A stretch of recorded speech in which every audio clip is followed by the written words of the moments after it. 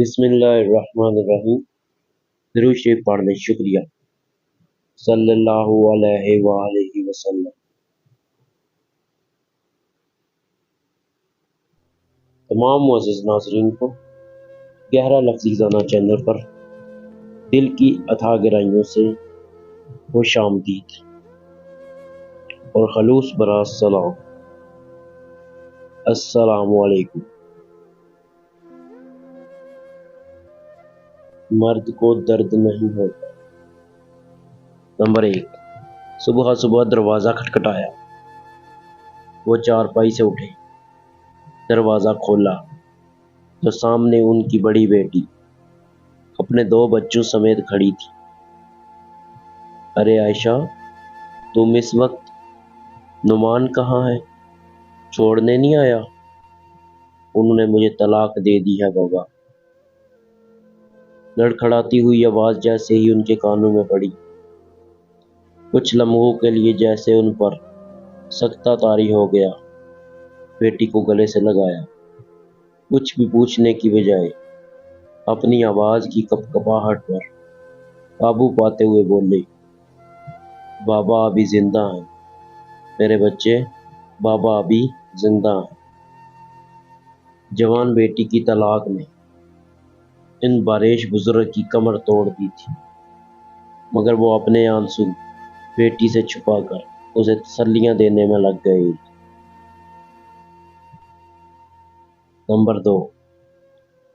سارے رستے وہ یہی سوچتا آیا کہ کس طرح بیوی کو اپنی ملازمت سے نکالے جانے کا بدلہ۔ عید سر پر تھی، جیب خالی تھی، ملازمت اب پتہ نہیں دوبارہ کب ملنی تھی۔ انہی پریشانیوں میں گرا وہ گھر پہنچا۔ آ گئے آپ؟ تھکے ہوں گے، آرام کر لیں، پھر شام کو شاپنگ کے لیے چلیں گے، چند ہی دن رہ گئے ہیں عید میں۔ اس ایک جملے نے ان تمام جملوں کو مار دے دی جو وہ سارے راستے ذہن میں بناتا آیا تھا۔ چہرے پر مسکراہٹ سجائی اور گویا ہوا، ہاں کیوں نہیں، ضرور، شام کو تیار رہنا۔ اور پھر ایک اور پریشانی نے ذہن میں کو منتشر کر دیا، قرض کس سے اٹھاؤں گا؟ نمبر 3۔ دوپہر کا وقت، شدید گرمی کا مارا ہوا، وہ کام سے لوٹتے ہی سیدھا اپنے کمرے میں چلا گیا۔ ابھی آنکھ لگی ہی تھی کہ زور سے دروازہ بج اٹھا۔ اس نے دروازہ کھولا، سامنے چھوٹی بیٹی کھڑی تھی، ہاتھ پاؤں پھولے ہوئے، آنکھیں پانی سے بھری ہوئی اور سانس اکھڑا ہوا۔ اس کا دل زور سے دھڑکا۔ کیا ہوا میری شہزادی کو؟ کسی نے کچھ کہا؟ بابا، وہ گلی میں کالج سے واپس آ رہی تھی تو گلی میں کچھ لڑکے میرے پیچھے پڑ گئے۔